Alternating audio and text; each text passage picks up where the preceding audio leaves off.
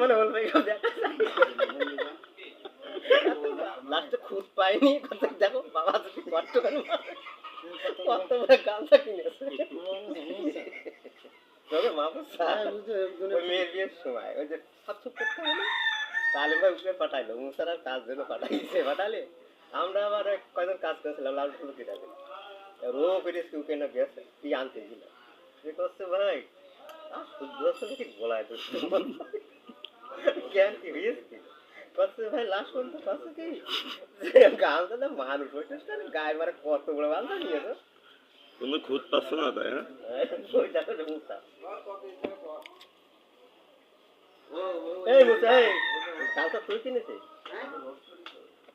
তোর তো আসলে সদর শুনেও তো লোকজন এত বড় গামছা কেনে পয়সা গামছা কিনবি 2 হাত মতো